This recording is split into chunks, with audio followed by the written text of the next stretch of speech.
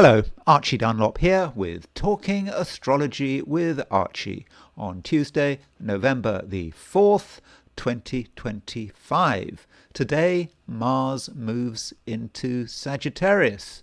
It also makes an opposition to Uranus. Now, Mars opposition Uranus can be quite a dramatic aspect, and in this video, I want to look at the Mars-Uranus opposition in some detail. But before I do that, I want to consider the astrology and the I Ching for today, which is Tuesday, November the 4th, 2025. And here is the chart for today, set for noon, New York time.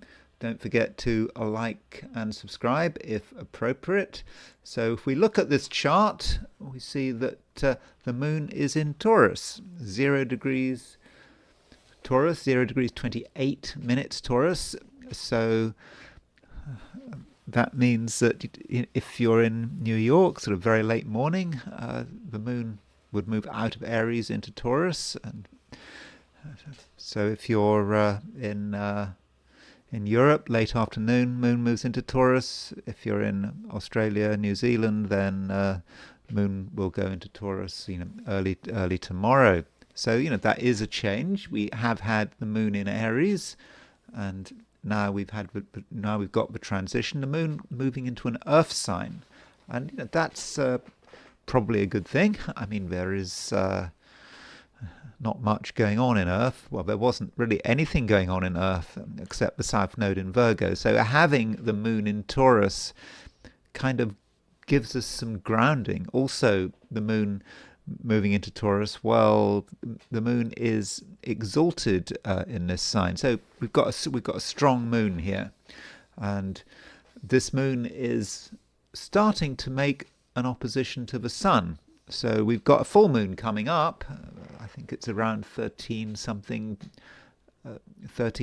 Taurus. So that's perhaps the most important thing about the moon moving into Taurus. It is the run up to the full moon, and the lunar cycle is reaching its peak.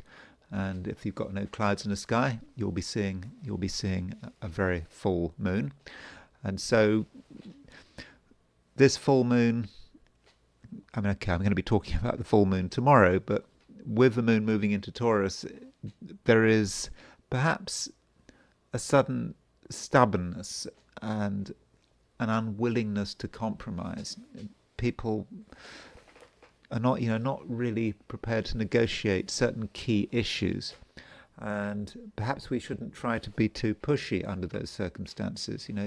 Because it is, in some respects, quite a powerful day. It's not just because we've got a full moon coming up. We've also got Mars moving into Sagittarius. So there you can see Mars in Sagittarius at noon New York time. I mean, Mars goes into Sagittarius, well, at around 1 o'clock, just after 1 o'clock in the afternoon in London, just after 2 o'clock in the afternoon in Paris or Rome. So much earlier in the day if you're in the Americas. So Mars in Sagittarius, so that's another change. So we've got the moon moving out of Aries.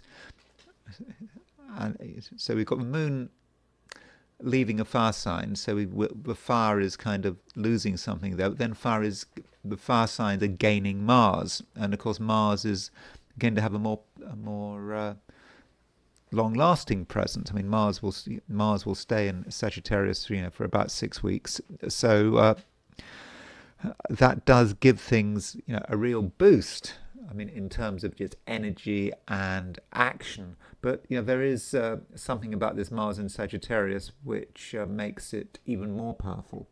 And that is the fact that Mars is making an opposition to Uranus. Now, I'm going to be talking about this Mars opposition Uranus in greater detail at the end of the video. I mean, I think it is a pretty major aspect, but we can just say the usual things about Mars opposition Uranus. It has a reputation as being quite a violent aspect. Things can happen that we just weren't expecting. And also, it can be quite willful. Okay, it's not perhaps as willful as it would have been if, say, you'd had Mars in Scorpio opposition Uranus in Taurus. It's not in a fixed sign, it is in a mutable sign. So perhaps that takes some of the edge off the Mars-Uranus opposition. And maybe with Mars-Uranus opposition, people want action, but they could go all over the place to find that action, desperately trying to find a resolution, trying to make an impact. But if you are in that frame of mind, you feel you don't know what to do, but you want to do something, maybe you should sort of put some brakes on it. And maybe the brakes are there with Moon in Taurus. So perhaps the Moon in Taurus has a protective function. It perhaps protects us getting into too much trouble with Mars opposition Uranus. But still, some of us just want to do something which is not just unusual, but it could be dangerous. So we don't want to take risks, and it's not a time for playing around with explosives or fire or electricity or anything like that. So do watch out with that Mars opposition Uranus. And that's the main thing going on. There are a few other lunar aspects of the moon.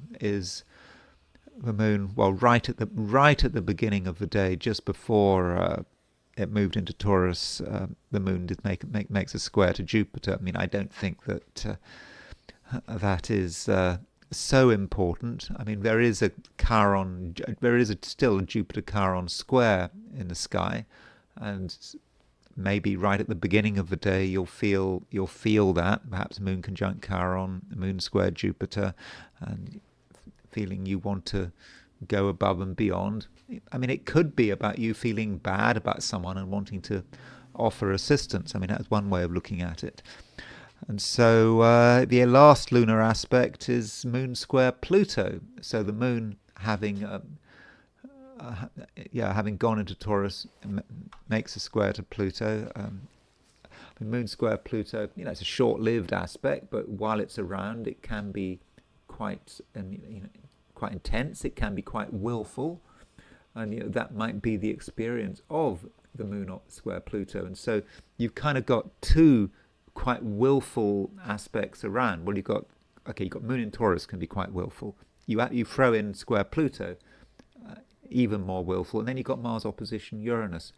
So overall, it could be quite an exciting day, but it might have its own dangers, and don't be tempted to do anything too crazy. So that's the broad picture. If we set the chart for New York, if we set the chart for Sydney, Australia, as a representative of Australasia, the moon is earlier in the sign. The moon is at 20 degrees Aries at noon. So moon is not going to go into Taurus. Moon will not go into Taurus today. That is tomorrow. And at noon, Mars is at 29:38 Scorpio. So even that Mars moving into Sagittarius. Mars will move into Sagittarius today if you're in Australia or New Zealand, but quite late, this evening. And so that Mars opposition Uranus, I think you're still going to feel it, but maybe not until the last part of the day. Maybe. I mean, when you've got Mars in Scorpio opposition Uranus in Gemini, that opposition is somewhat dissociate. There's a sort of lack of connection there, and so it just may not be until the end of Tuesday that you really get the full blast of that Mars opposition Uranus, and then as you move into tomorrow, as you'll just get more of it. And because this Mars opposition Uranus, wherever you are, it's not a one-day wonder. It will continue for a few days, and so it may be, in a way, that this Mars opposition Uranus, again, whatever your time zone, is just a general feature of the week. So now let me turn to the heliocentric view, putting the Sun at the center of the solar system. And I'm not sure that there is a huge amount going on that we don't already know about. But notice Saturn. Saturn is at 29 degrees Pisces, 59 minutes, 59 and a half minutes. So Saturn is going into Aries. Now this is, of course, a heliocentric chart. So in a heliocentric chart, planets do not go retrograde. And so Saturn will not, obviously will not go back into Pisces. Now, I don't know quite how one should view sign changes from a sort of a heliocentric perspective. I think possibly they are important. And when Saturn moves into heliocentric Aries, it, of course, is starting to make a conjunction to Neptune. Now, that Saturn-Neptune conjunction, of course, will only happen once because it's heliocentric. Planets keep going just round and round the sun because it is from the sun's perspective, and so Saturn perhaps has an increasingly central role here, and we are reminded of that Saturn-Neptune conjunction as well. And there's this question about what does it mean for the Saturn and Neptune to be together, and it is about the fear and the uncertainty. And of course, a lot of us do feel that fear. We just know that things are changing quickly, and things generally don't seem to be changing for the better. I think very few people are optimistic about the future. Maybe I'm just projecting here. And maybe with Saturn on the heliocentric Aries point, there could just be something quite Saturnine about the next few days, just a realization that maybe things aren't going to get any better. But it's not personal, don't worry. It's about the collective, it's about the society, it's about how groups of people feel about themselves. Though on the plus side, Earth is making a sextile to Jupiter. And so over the next few days, as Earth makes a sextile to Jupiter, there's the opportunity to feel good, to feel that we're doing the right thing, and we can be successful, provided that we just follow the promptings of the universe. This is a collective aspect of sextile Jupiter. It's heliocentric. It's not particularly personal. So maybe the good fortune of that Earth sextile Jupiter is not immediately available to us, but we just have to align ourselves to the universe, do what the universe wants us to do. Then we should be okay, and we should be able to benefit from this sextile.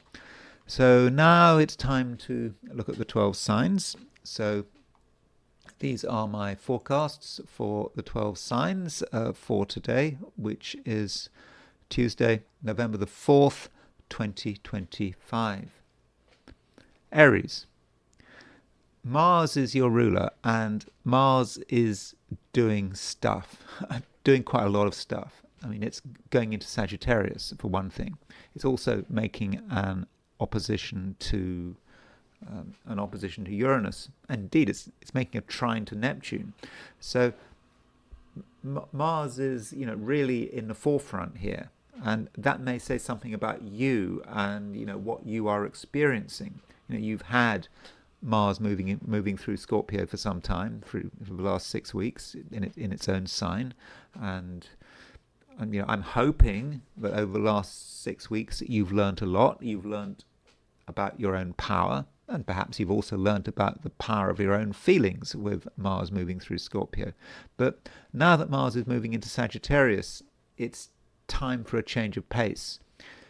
You have maybe integrated a lot, you've understood a lot, and you're maybe ready to be more adventurous. But I have to be careful when I say more adventurous, because the Mars is making an opposition to Uranus. I'm thinking that maybe it's not a good day for taking dangerous adventures, adventures which could end in tragedy or in a serious injury. We don't want that. But we're perhaps talking about adventures of the mind, of ideas, or starting to get involved with things which are new and are interesting, and where you are going to be appreciated. Finally, we've got planets in fire signs. Okay, I know that the moon is leaving a fire sign, it's moving into Taurus, but the point is we've got Mars and Mercury both in Sagittarius, and so now that the Sagittarius season is really starting, I think that is really going to help, and it's going to make you realize what can be done, and you are thinking about possibilities. But maybe, Aries, you don't have to be in too much of a hurry to think about these possibilities, remembering that Mars is opposition Uranus. So the problem with Mars opposition Uranus might be that you are too quick to look for action. You want something to happen. That is a quite natural Aries approach. However, if you want things to happen right now this minute, then you might push things further than is necessary, and you could get yourself into a situation which might be unfortunate.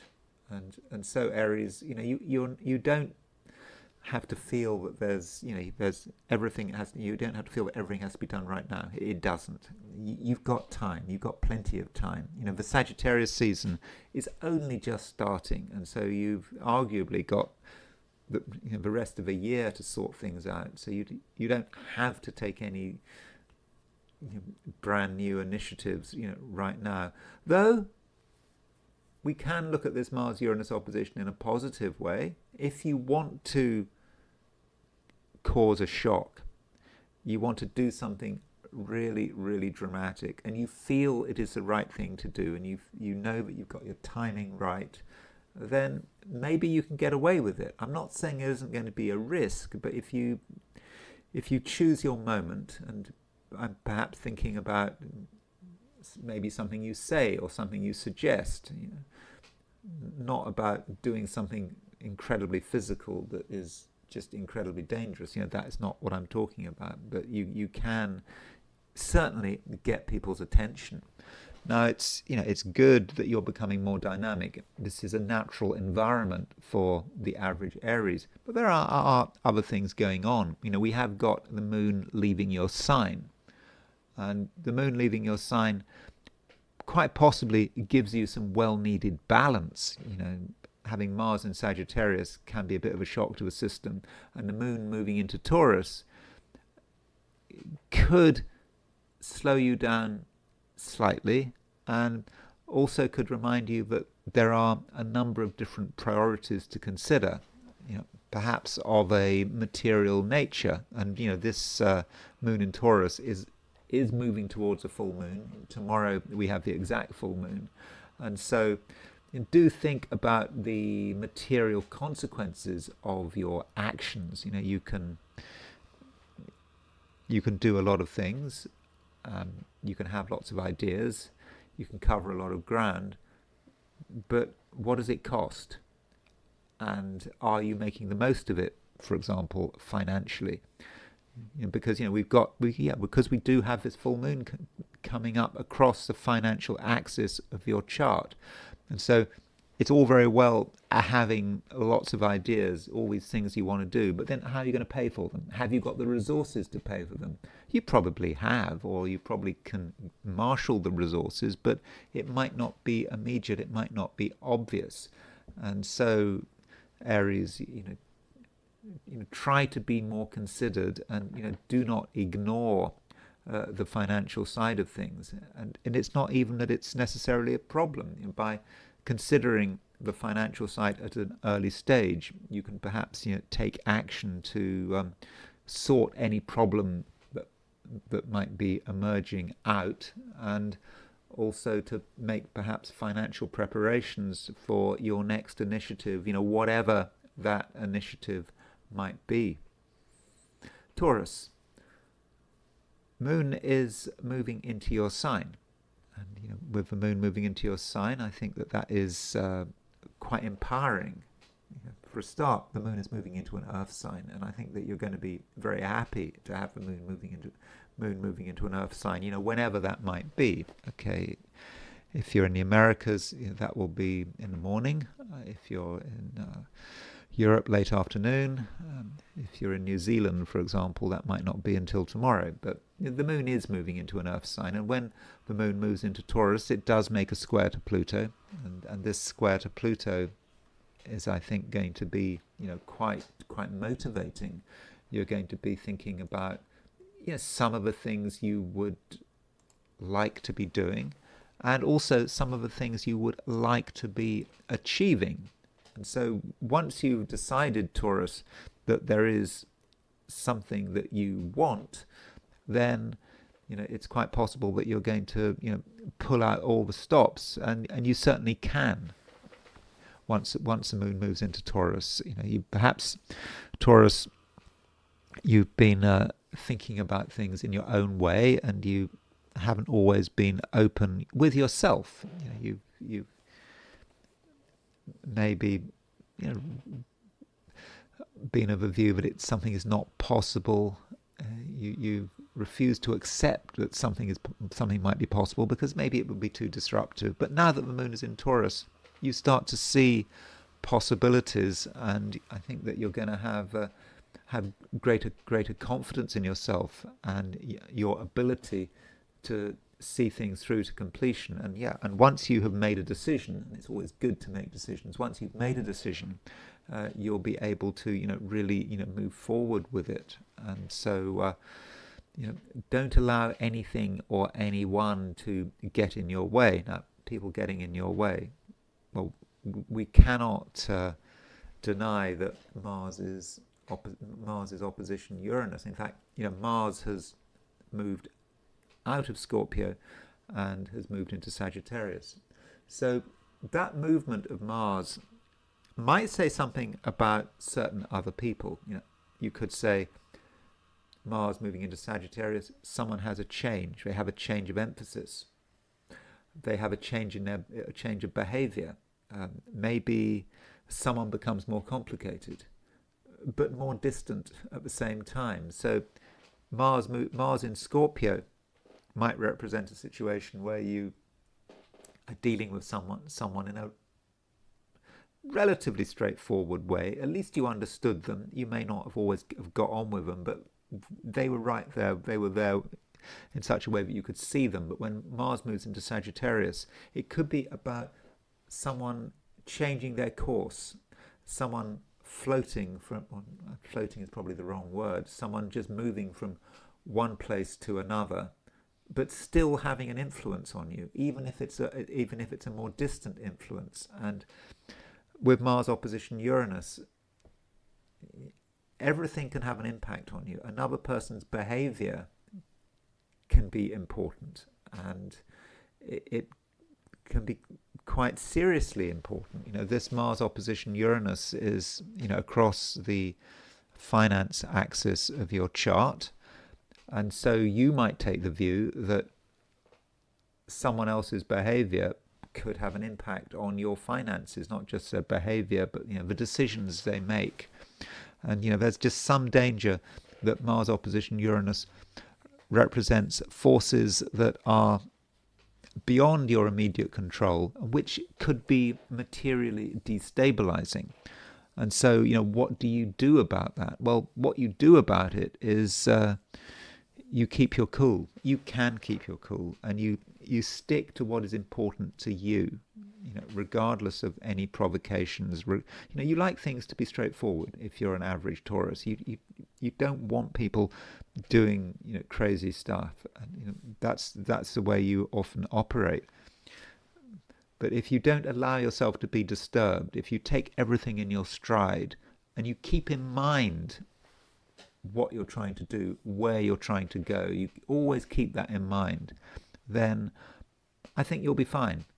So perhaps you just don't want to get too involved in maybe other outside provocations. Though in certain cases, you may have to intervene, because we might regard Mars opposition Uranus as another person, someone who might be important to you, considering an action which is really inadvisable, a person taking risks, maybe you can stop them taking a risk.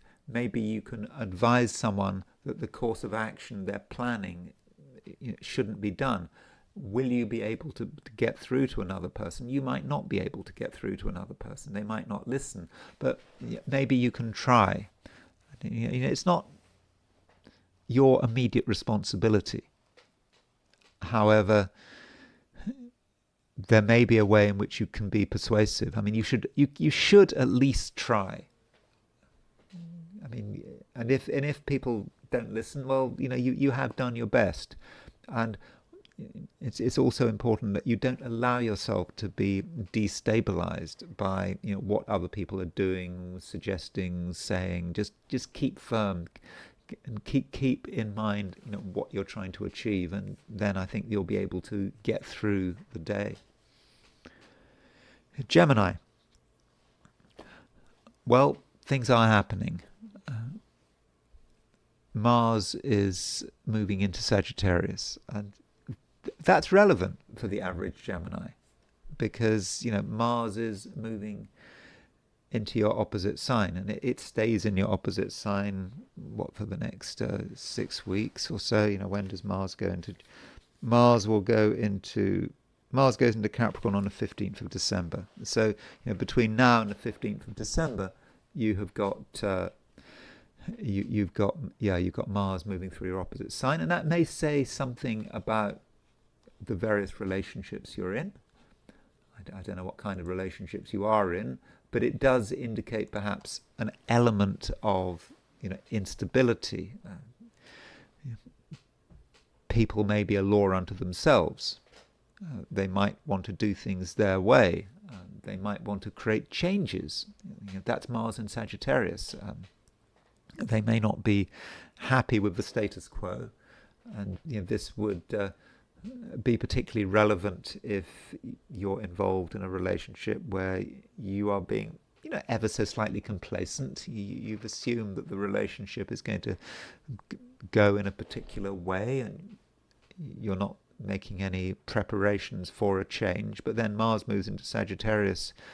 The change comes with the other person. The other person decides they want to do things differently. I mean, that is the clearest way of looking at Mars in Sagittarius. Although you could be psychological about it. Mars in Sagittarius.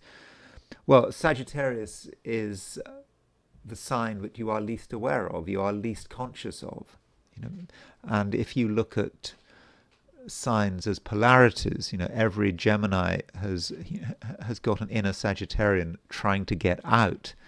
That Mars in Sagittarius might represent your desire to do things differently. And I know that Geminis like to think that they are incredibly interesting people, and of course Geminis are incredibly interesting people, but Geminis, and I'm saying this as a Gemini, Geminis can get boring.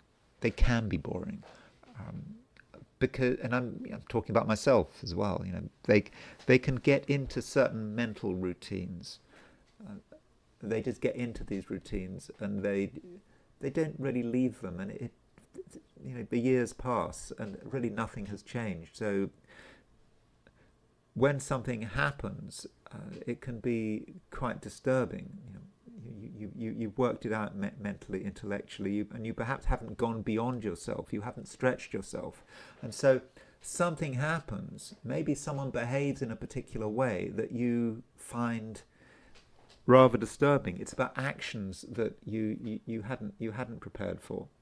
And it may force you to go back to the drawing board. You don't want to go back to the drawing board, but nonetheless, it might be necessary. And so Mars going into Sagittarius is your inner Sagittarius trying to get out, your inner explorer, your inner adventurer, that person that just doesn't want to do things in the same old way forever. And it reveals itself. And it may reveal itself through another person. So if someone does something that you really weren't expecting, don't necessarily blame them. consider what it means for you. And of course, if we're looking at things on a very short-term level, then Mars is making an opposition to Uranus. So Mars opposition Uranus, right across the main axis of your chart. And this could be more destabilization. It might be that you are very disturbed by other people's behavior. But it can work both ways. You yourself are capable of doing things differently. Mercury, of course, is in Sagittarius as well. So Mercury, your ruler, is in Sagittarius. And Mercury is kind of moving towards a conjunction of Mars. I mean, not quite yet, but we mustn't forget that Mercury is about to go retrograde. It's slowing down. And I think Mercury goes retrograde, was it over the weekend? So as it slows, because it's slowing down, Mars, which is normally a slower planet from Mercury, is going to be catching up on Mercury. And so we do get that Mercury-Mars conjunction coming up. And perhaps this Mercury-Mars conjunction is reminding you that there is an irritation coming up. There's something you have to deal with. You've known you have to deal with it. You kind of perhaps have been sweeping it under the carpet or kicking a can down the road, whichever metaphor or whatever you want to use. Is that the right word, or is it a simile? I get confused. Mercury is moving to that conjunction of Mars. So yeah, there are things around which are irritating, and now you've got Mars-Uranus opposition. So just don't expect things to be normal. And if you've got a plan, particularly if you've thought it out carefully in that Gemini way, and you've made mental assumptions, it just might not run to plan. And at an unconscious level, you know that you need change. And that's perhaps the key point about Mars moving into Sagittarius. It's not just about relationships.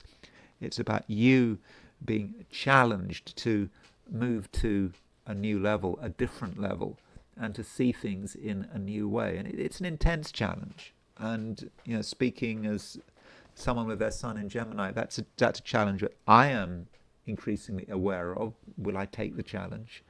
I don't know. Again, I'm always a bit worried when I do my forecast for Gemini, because I've got my sun in Gemini myself, and so there's always the potential for a bit of projection here. But I do think that this Mars opposition Uranus, is relevant. And by the way, if you are a very early Gemini, so you've got your birthday, say you've got your ascendant at 1 degree Gemini, or you've got your sun at your sun at 1 degree Gemini, you're born, 22nd, 23rd of May, something like that, then this Mars-Uranus opposition is going to be particularly powerful, because it will be making a direct aspect. So there is a lot happening, Gemini, and I think that you've got to be very honest with yourself, and don't immediately assume that anything is another person's fault, that someone else is just messing up your life. Consider the possibility that it is a situation that at some level you are creating, and it's a situation that you can benefit from and certainly learn from. Cancer. The moon is changing sign. It's moving out of Aries and into Taurus. And I think that's a sign change that for you, might be quite welcome. I mean, the moon in Aries could have been aggravating. I mean, there were possibilities with the moon in Aries. I think it was good for you that the moon was in Aries. It might have put a certain amount of responsibility on you, and you were perhaps, thinking about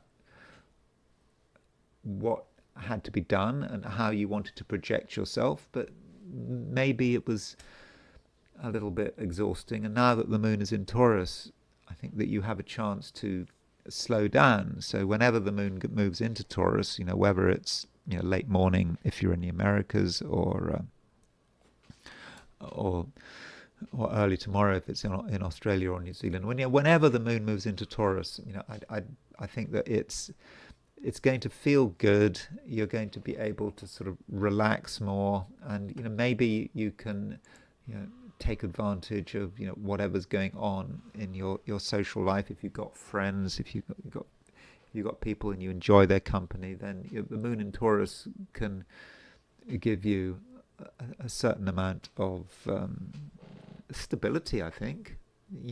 Stability is not just about yourself, it's about finding stability amongst your social circle. And of course the moon, when it goes into Taurus, it is exalted, and so in a way that does give you a certain amount of strength and exaltation, though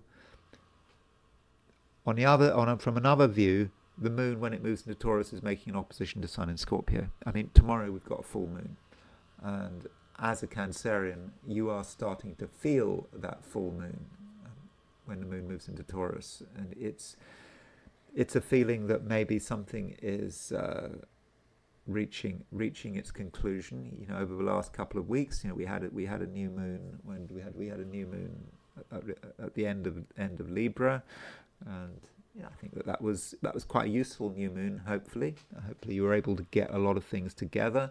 You were able to organize things. You were able to give yourself a better sense of direction, and perhaps you set yourself a set of tasks, and now you're seeing how it's all working out. To what extent have you succeeded over the last couple of weeks? And if you felt that you're short of the mark, then over the next day, today, tomorrow, late today into tomorrow, then you're going to perhaps want to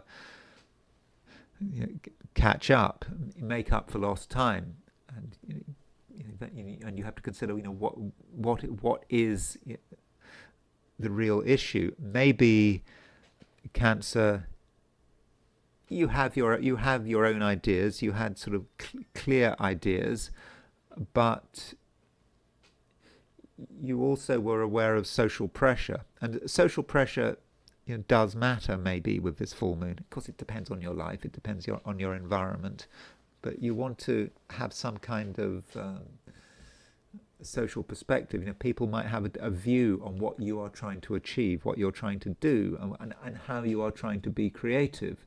And so how perhaps do you balance the two? You want to do things that are important to you, and that's good, but you can take things too far. And maybe the challenge here, Cancer, is to take something which you regard as being very, very personal, almost something you don't really want to talk about, and transform it and make it more of a social good. That might sound strange, but it's about sharing. But you're not giving anything away by sharing. You're just sharing what you're doing, and by sharing, you're getting feedback, and that might mean that you are making some adjustments. And I think that is all for the best. Now, one aspect that we do have that really does need some mention is Mars opposition Uranus. Now, this Mars opposition Uranus needn't affect you directly. It's not in cardinal signs, but with Mars moving into Sagittarius, that is a change. We're all feeling this change, and for you, Cancer, when Mars moves into Sagittarius, it might be that you want to change some of your focus. Perhaps you were thinking about what you could do, and I just talked about your creativity. What could you do? How could you take things to the absolute limit, and really enjoy yourself at the same time? And now that the Mars is moving into Sagittarius, you perhaps need a more considered approach, and you are aware of that. That it's not enough just to be wonderful and to be brilliant. You have got to make sure that it's all in order, and that does require a certain amount of vision, a vision about how things are going to be organized. And many Cancerians might be looking at the whole issue of routines and how things are put together and what kind of routines you are submitting to, and thinking, well, is this useful?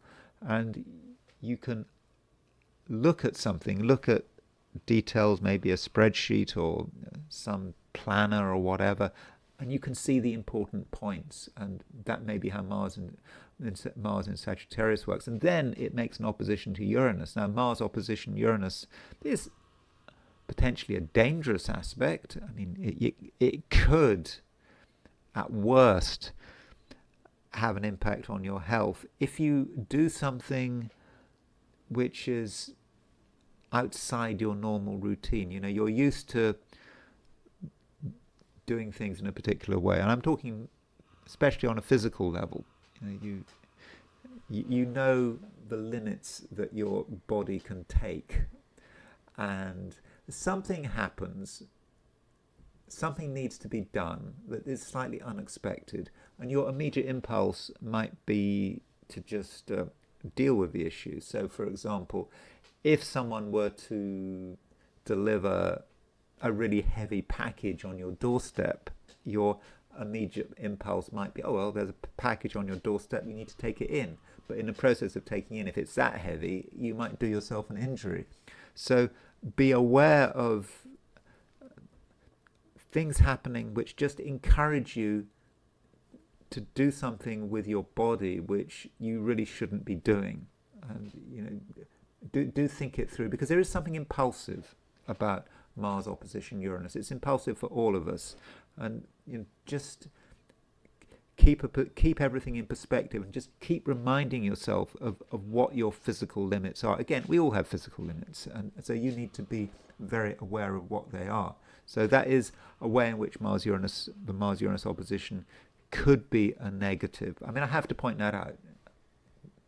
I mean, I don't think that Mars-Uranus is going to operate like that. I think you'll be left alone, but just in case, do things in a careful way, and in that way, you should be fine. And I do think that the main thing you should be thinking about is perhaps just having a more imaginative approach to the way you organize your life, and perhaps realizing that some of the routines you've set for yourself may not be as useful as they used to be, and that change, perhaps sudden change, might be the order of the day. Leo. Well, I'm talking a lot about Mars moving into Sagittarius and Mars opposition Uranus, and it's all relevant. I mean, it does matter, Leo, and it certainly matters to you, because Mars is out of Scorpio.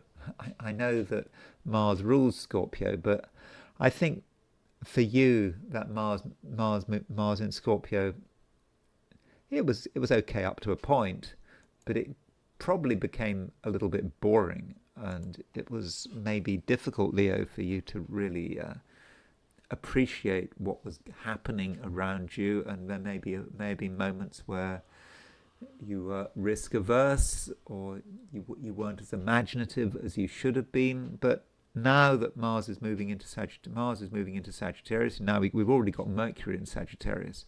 So Mars moving into Sagittarius allows you to be more active, be more open, and to start to take risks. Now, you have to be careful with risks, because when Mars moves into Sagittarius, it does make an opposition to Uranus. So Mars opposition Uranus is a classic signature of accidents. So I'm not suggesting you take physical risks.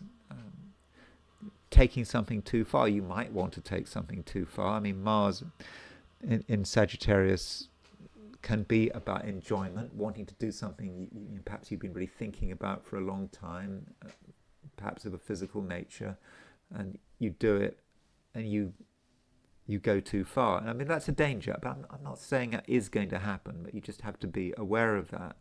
And if you want to be constructive about Mars in Sagittarius, you're starting to see what you can do. And between now and December the 15th, because that's a whole period in which Mars is moving through Sagittarius, you can really make things happen, and you can find your spark. And perhaps recently you'd lost your spark, or you'd just been focusing on the wrong things, or you just didn't feel that you could go beyond a certain set of boundaries. I mean, to an extent, that caution is still there. I mean, the sun is in Scorpio. The sun is your ruler. It's in Scorpio. It's a very low-profile part of your chart, but the power of the Scorpio conjunction. Well, was a kind of a conjunction in Scorpio. I mean, they're all in the same sign, but the Scorpio power is going. Mercury has left Scorpio. Mars has now left Scorpio. So Leo, you really can spread your wings and find new things to get involved with, and don't be surprised and don't be freaked out. I mean, that's important. This Mars opposition Uranus might suggest that you meet people or you talk to people over the next day or two who they do something, say something that you find a little bit disturbing, but it should be challenging and invigorating. It should be able to sort of move you to the next level. And also, Leo, don't forget the practical stuff. Moon is moving into Taurus, and it's a time when you should be thinking about what needs to be done. Perhaps you have been too cautious recently, and your caution may have been having a negative impact on certain areas of your life. For example, maybe your career, or if you've been looking for a job, maybe your job search or your business.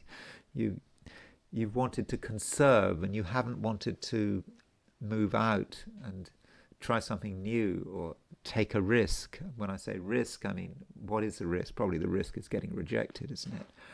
And now that the moon is in Taurus, moving towards a full moon, and I think it could be quite a full moon, quite an important full moon. But with the moon in Taurus, I think that you have a chance to see, what can be done. And once you decide on something, once you start working on something with this moon moving into Taurus, I think that you can cover a lot of ground, and I think that you're going to be quite resilient. Now, the full moon does have an influence, but I don't really want to talk about that here. I'll talk about that in my horoscope for Wednesday, because it's Wednesday that the full moon is exact. Virgo, you are a mutable sign. So, we'd always have to look at the mutable signs when we're trying to work out what's going on in the Virgo chart. And of course, the mutable signs, Virgo, Pisces, Gemini, Sagittarius, these signs are particularly important to you. And they are getting attention right now because Mars is moving into Sagittarius. So Mercury is already in Sagittarius, because Mercury is your ruler. And, with Mercury in Sagittarius, as I've already discussed, it's a little bit complicated, because on one hand you think Mercury is in Sagittarius, that is you being dynamic, having ideas. Mercury in Sagittarius, you're capable perhaps of being more tactless than usual, being very clear about your opinions. But then it's Sagittarius, and Sagittarius is a sign in a Virgo chart which is really at the bottom of the chart. It's about your private world, and I think I said yesterday that you want to keep your fires burning, close to home. You don't necessarily feel that you want to do anything that is, especially dramatic. And now that Mars is moving into Sagittarius and starting to make a conjunction to Mercury, it kind of adds to things. It makes you really feel that you've got to look after yourself, that your own interests are what matters, and you don't really want to do anything too dramatic. I mean, you still appreciate the need for excitement and variety, but you don't really want to go and look for it. You want to find it, right where you are, and you want to be in control of it, all the time. And that's good. I mean, that's a standard Virgo response. Now, Mars is making opposition to Uranus. So Mars opposition Uranus can be quite a difficult aspect. I mean, it's an aspect that is often associated with accidents and mishaps and things going wrong. And does this mean you're going to have accidents and mishaps? Well, I don't know. What are you doing at home? So if you're spending time at home,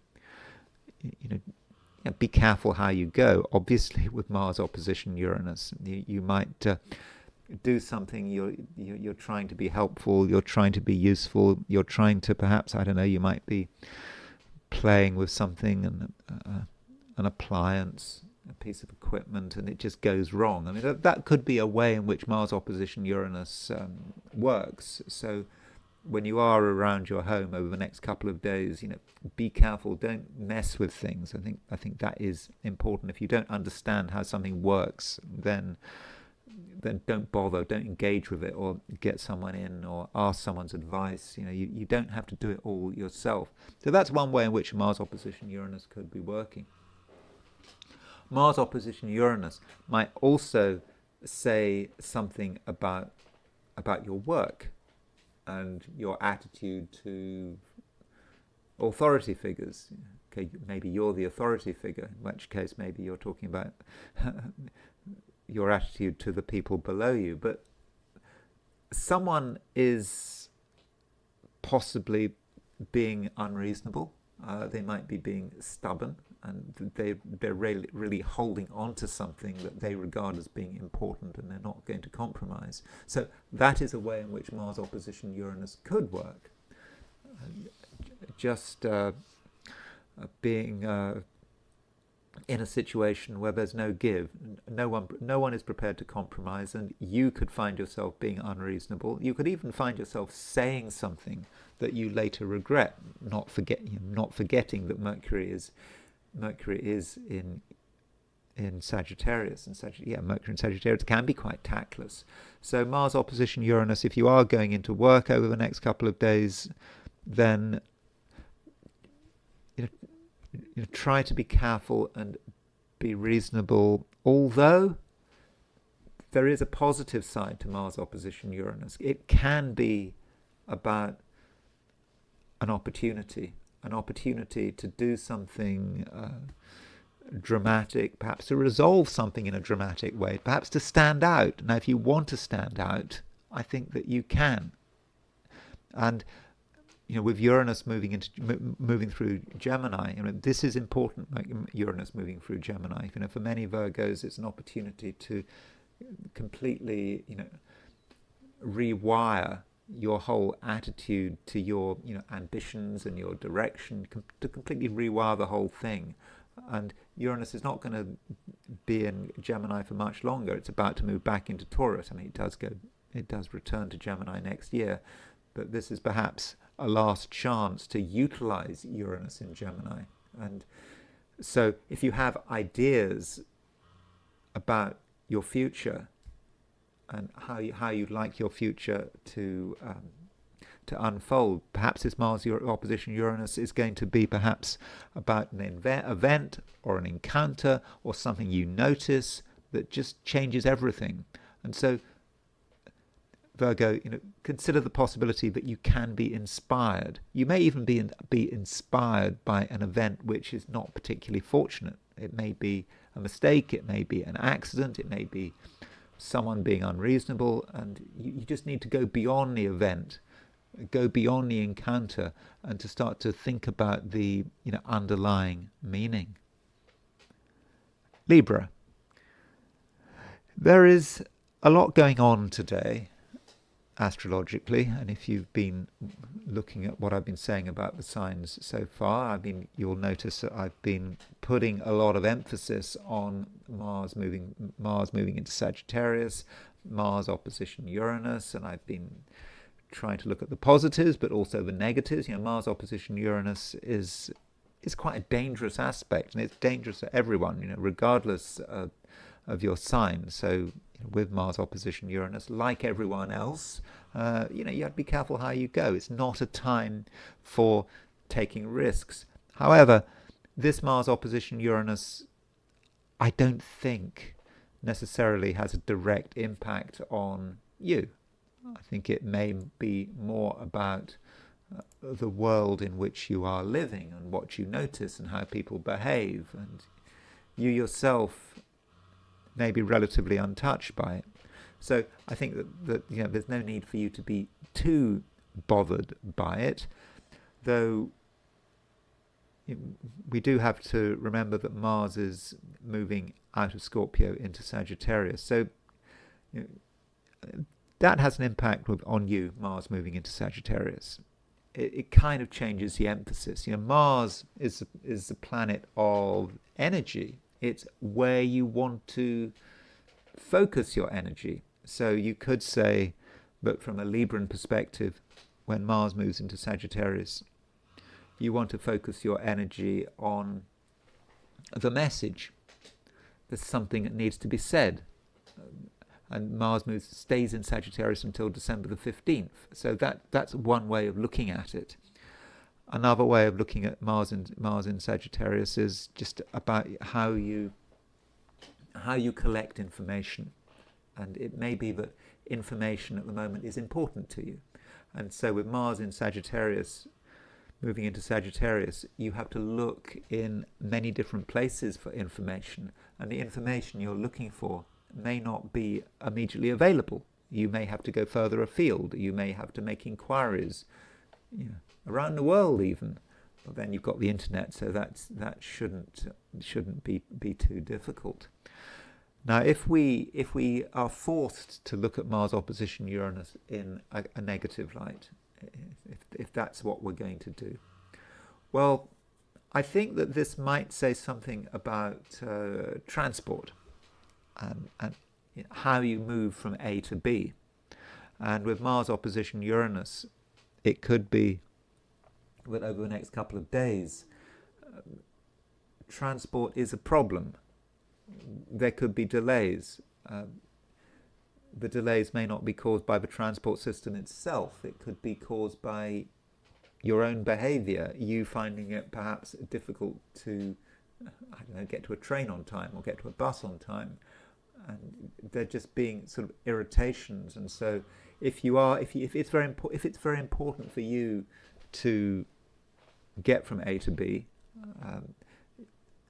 it's important that you allow more time, and that you always have in mind, alternative routes. And it really does matter. Which route do you take? Is the sensible approach the best approach?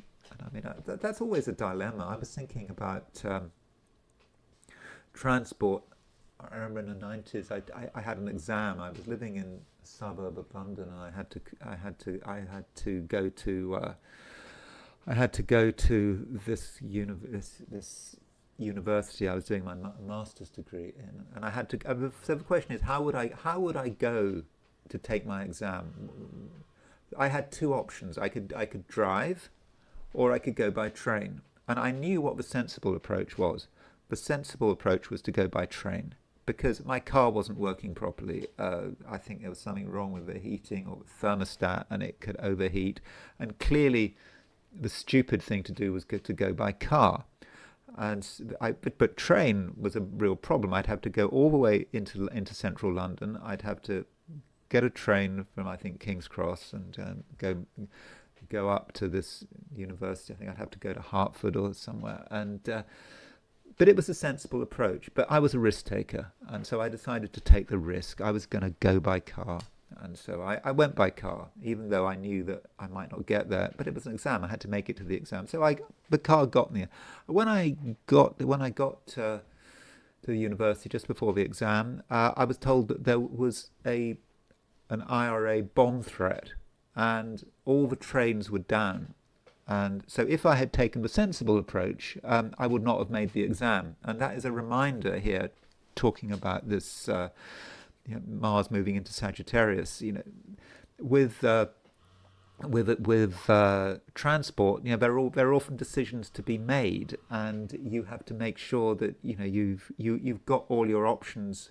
All your options are there, and don't take risks. Don't be in too much of a hurry to get to places, and make sure that your car is in, if you're a driver, that your car is in good working order, and don't assume that things are just naturally going to work. So I think maybe when it comes to transport and how you get from one place to another, if it can go wrong, it will go wrong. But I don't want to create problems where there are no problems at all. I'm just looking at Mars opposition Uranus in maybe the worst possible light. Of course, another way of looking at Mars opposition Uranus may be something you say.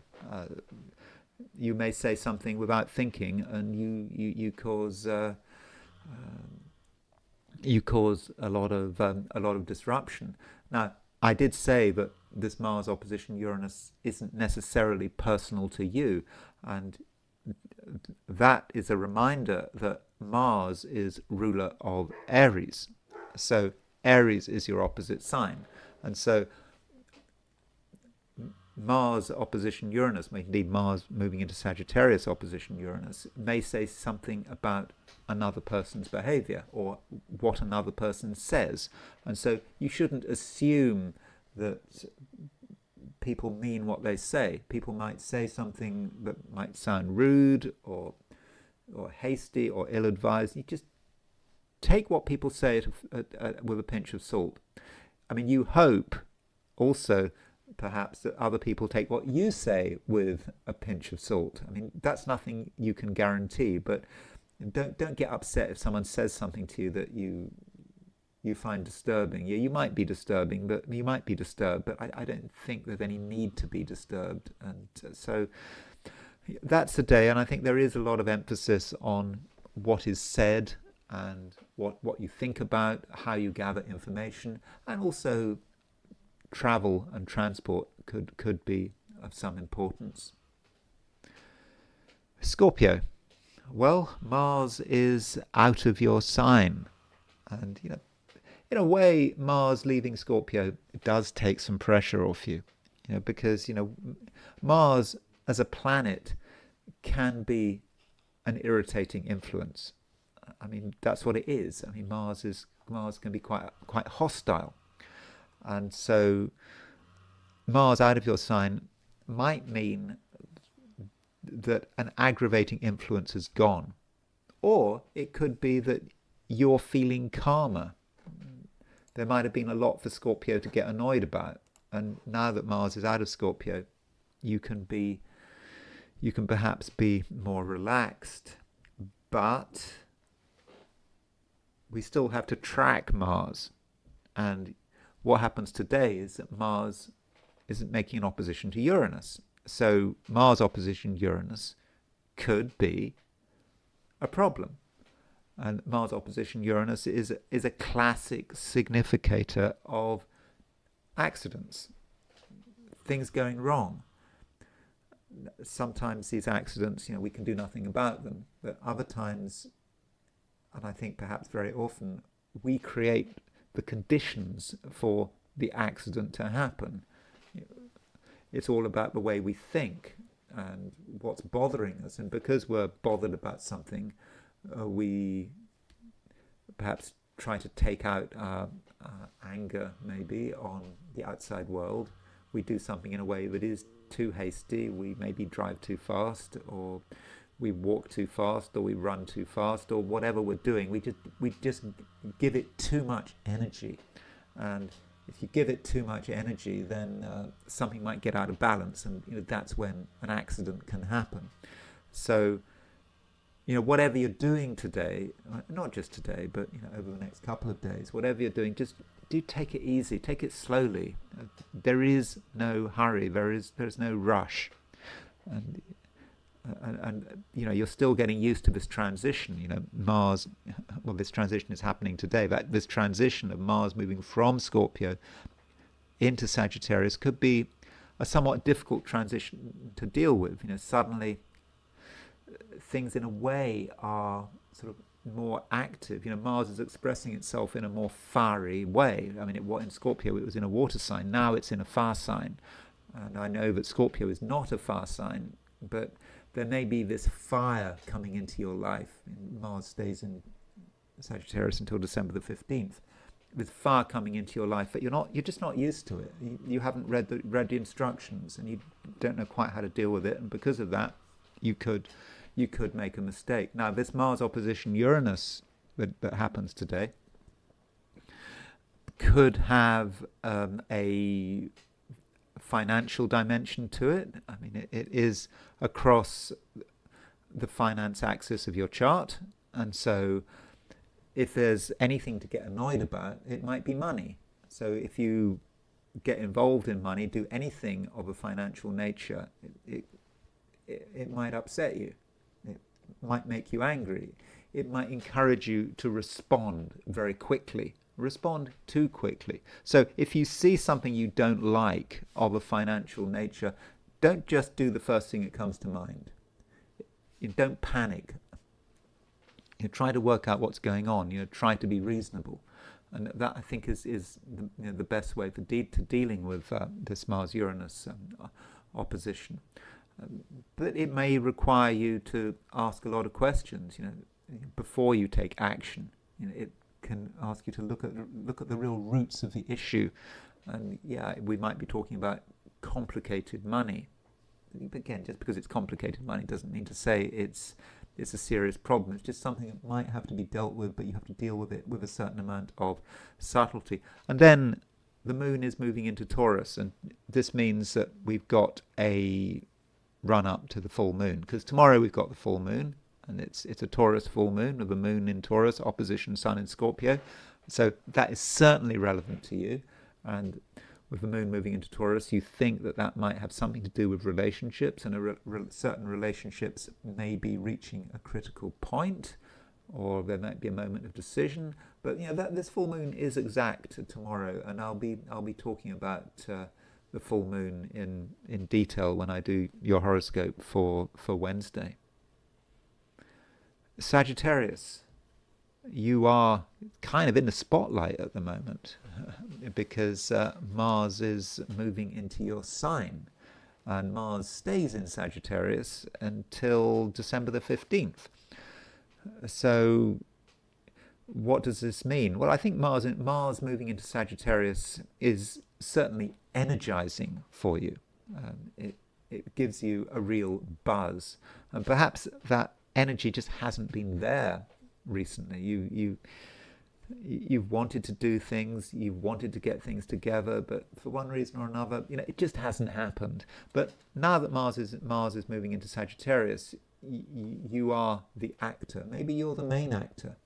You're the person who can really initiate things, and that might mean that you have a certain amount of responsibility in a Sagittarian kind of way, because people are looking to you to be the initiator. Now, the Mars, when it moves into Sagittarius, it does make an opposition to Uranus, and Mars opposition Uranus is, it's obviously a major thing. It's the main theme of this video, and you, of all the signs, are probably going to be affected most by this opposition between Mars and Uranus. And because Uranus is in Gemini, just at the end of the week Uranus moves back into Taurus, but it's really close, this Mars opposition Uranus, and so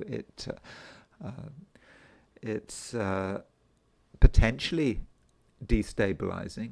You would like to rush in, make things happen, and you certainly can. You can be very successful, but you have to ask yourself, what are the consequences going to be? And people might respond to you in a way that you hadn't entirely anticipated. And so that might be where the surprises lie. Remember, Uranus is still in Gemini. And so over the next few days, really consider how people respond, and don't initiate anything unless you've made some effort to think it through. And you can think it through. The moon is moving into Taurus, and so with the moon moving into Taurus, I think that this moon moving into Taurus is going to ever so slightly blunt that Mars opposition Uranus, but in a fortunate way. So moon moving into Taurus might just encourage you to just think things through, just pause, plan maybe, ask yourself, what kind of impact do you really want to have? And so I think that there could be some breaks, on your behavior. Now, this Mars opposition Uranus, I should say that if you are, well, it depends how you're looking at these 12 signs. If you're coming into these 12 signs from a perspective of the sun sign, so if you've got a birthday today, happy birthday. But if you've got a birthday today or tomorrow, then I think that this Mars opposition Uranus is going to be particularly powerful. Likewise, if your ascendant is, say, or your moon is at 1 degree Sagittarius, something like that, then you really are going to feel this Mars opposition Uranus, and it's going to be really powerful. If you don't have anything at 0 or 1 degree Sagittarius, it's not such a personal thing. But I do think it's just something that you just need to be aware of. And Mars opposition Uranus is an aspect that can be accident prone, and so just don't do anything stupid. And accidents can take many forms. They can be physical accidents, they can be social accidents. You say something you regret, you initiate something you regret, or it just could be you sign something that you shouldn't have signed, but you want to do something because Mars is in Sagittarius. Mars has just entered your sign, and you just want to get something off the ground, and you just want to do it. And finally, I should briefly talk about relationships. Mars opposition Uranus, because of its central position across the main axis of your chart, could well impact relationships, and it could destabilize relationships. Relationships may take a turn that you weren't expecting, and maybe it's your fault, maybe it's not. And sometimes things just happen, you don't have any control over it, and you just have to respond in the best way. And additionally, Mercury is making a conjunction to Mars now, and Mercury is about to go retrograde. And so with Mercury going retrograde, that may say something about someone you were in a relationship with, and Mercury is moving towards a conjunction to Mars. Mercury is actually moving towards an opposition of Uranus, because Mercury goes back into Scorpio in the end and makes an opposition to Uranus in Taurus when Uranus does move back into Taurus. So do think about the impact you're having on other people, particularly if those people are important to you, and your own actions and reactions just could be slightly too extreme, or perhaps you haven't thought them out, and it just could get a reaction that is not particularly desirable. But again, it's unnecessary, I think, because the moon in Taurus does give you the opportunity to think things through and to plan and to ask yourself, where is this thing going to lead? And I think you can avoid trouble. I mean, you should be able to avoid trouble. In fact, I'm sure most Sagittarians will. But I think that there are some dangers today that you do need to be aware of. Capricorn.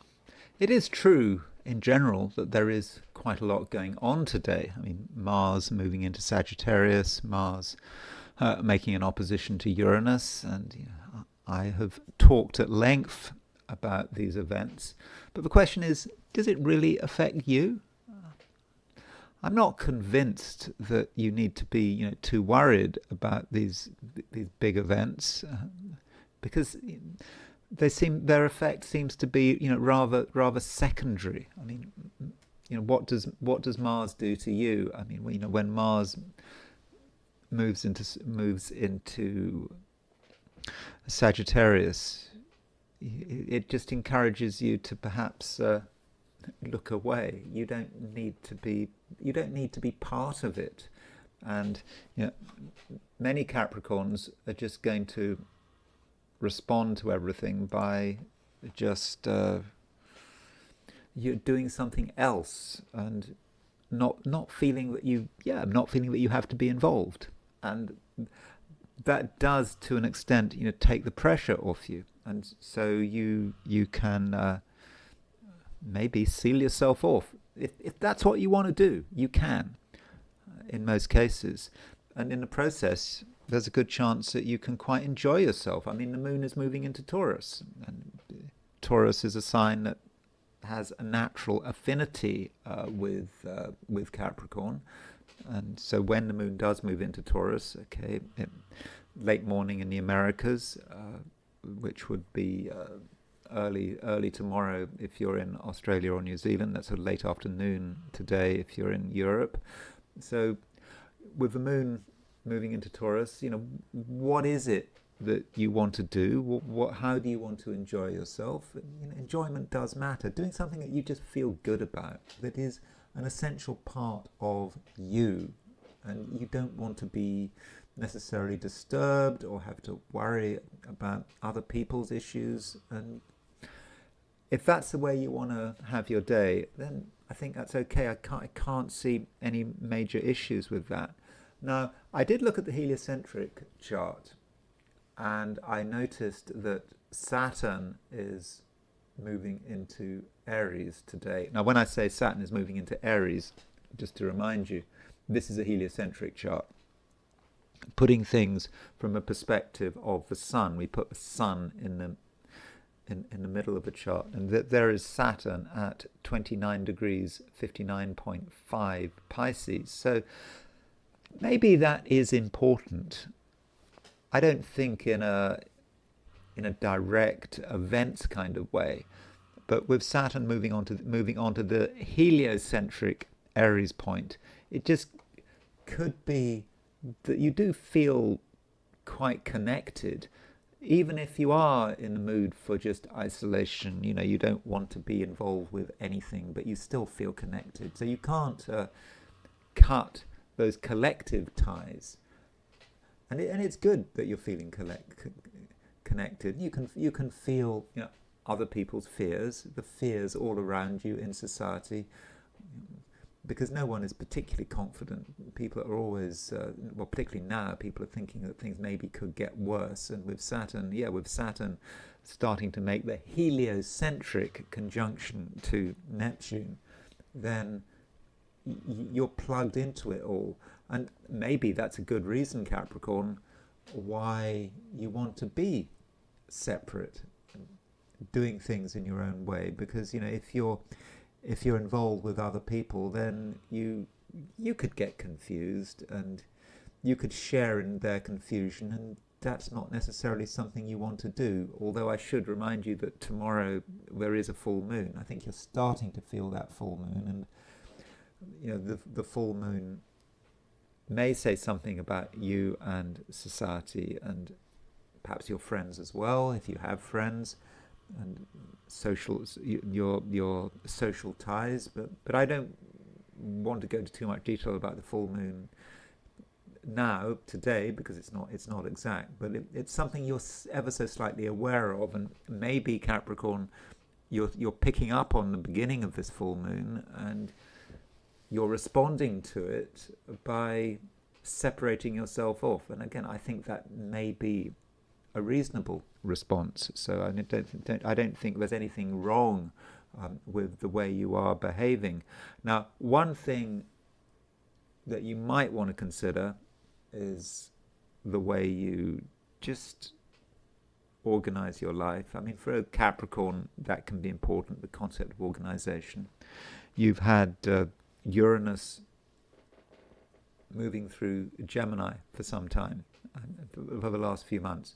And Uranus moving through Gemini for Capricorns is a time when some of the routines in your life, the way you organize your life, needs to change, or you feel it needs to change, and perhaps dramatically.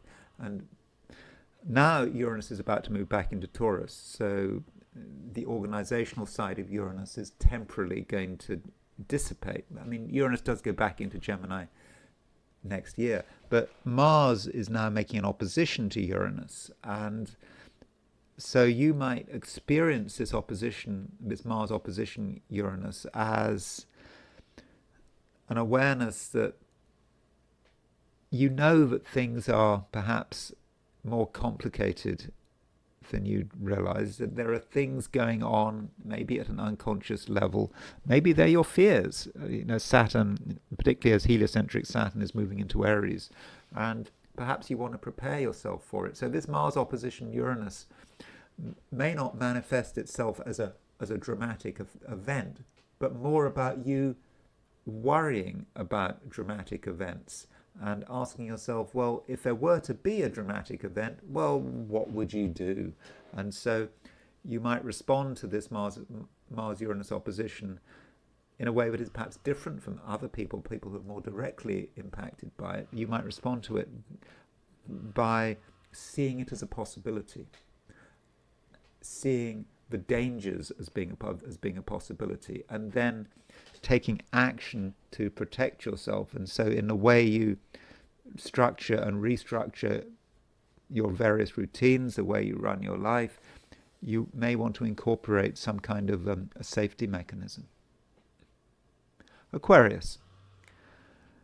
There is a full moon coming up. The full moon is tomorrow, but I think that you're already starting to feel it. The moon moving into Taurus, starting to make that opposition to the sun, and this full moon is reminding you of perhaps where your priorities are, and perhaps also how your priorities are changing.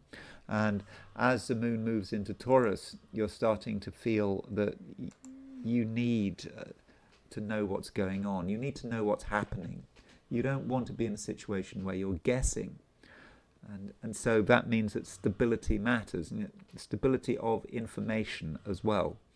And you don't want to do anything that could be disruptive. And the moon is making a square to Pluto as well. Remember, Pluto is moving through Aquarius. So with this moon square Pluto, you might respond by wanting to really make sure that everything is safe, that everything can be relied on. And you may not want to take risks. Why should you take risks? You can see the dangers. You can also see the pressures. We've got a full moon coming up, so the moon in Taurus starting to make that opposition to the sun in Scorpio, and the sun in Scorpio might represent obligation, the things you feel that you were supposed to do. A few days ago, you were perhaps quite ready to understand these obligations, to meet your obligations, but I think now you're not quite so sure. Perhaps there are things you've forgotten. Maybe you've forgotten yourself. Maybe you've forgotten your security interests. Maybe you've forgotten your emotional needs. And now with the moon moving into Taurus, you want to make up for that. And there is going to be pressure, but I think that this pressure can largely be ignored. And also we have Mars. Mars is now leaving Scorpio. Mars is out of Scorpio. Okay, if you're in Australia or New Zealand, Mars is still in Scorpio, but I think for most of us, we can regard Mars as having left Scorpio. Even in Europe, early afternoon, Mars will leave Scorpio and move into Sagittarius earlier in the morning if you're in the Americas. So with Mars moving out of Scorpio, you might just perceive that as some of the pressure going. You had your chance. Hopefully, you got things done. You were able to launch things. You were able to sate your ambitions. Maybe, I hope. I don't know how you responded to Mars in Scorpio, but anyway, it's not there anymore. And now that Mars is in Sagittarius, your priorities are perhaps changing. It's not just about being ambitious, it's about doing something that is right for you. And Mars does make an opposition to Uranus. Now, Mars opposition Uranus, does that mean that you're in any way threatened? Now, if you take a sort of a modern approach or a semi-modern approach, you might say that Uranus rules Aquarius. I do not regard Uranus as being a ruler of Aquarius. If you are absolutely convinced that Uranus rules Aquarius, then you might be very interested in the fact that Mars is opposition Uranus, because you could say that Mars opposition Uranus is an aspect which is threatening. I mean, Mars is a planet of aggression and accidents, and so, I mean, Mars opposition Uranus is an accident-prone aspect anyway, regardless of your sign. But you could say that if you were one of those people that believe that Uranus rules Aquarius, then you might be threatened by it, and particularly threatened by it. I would have said no. I wouldn't like to use the word threatened, but there's no harm in caution. And, you know, Uranus is a planet that has an association with Aquarius. That is true. And so with Mars opposition Uranus, I think it's an aspect that you're going to be very aware of. And so, you know, don't be in too much of a hurry, and, you know, don't be too precious about doing things your way. And you might want to do things absolutely according to a particular plan. You don't want to compromise. If something seems to go wrong, you're going to want to carry on anyway. And so that might be, for example, you know, if you're trying to put something together, you know, maybe it's something mechanical, or, you know, maybe an IKEA piece of furniture, or whatever it is. There could be a frustration there, and in your frustration you might break something. So if you're trying to fix something and you find that something doesn't go, don't force it. Don't use too much energy. Take the time to look at the instructions, and in that way you'll see that there is another way of doing it. You don't have to break things, that the instructions were right all along, but at the moment you might have a certain tendency to want to do things your way. And that is a general feature of today. So, I mean, it's good to want to do things your way, but you can take it all too far. Pisces.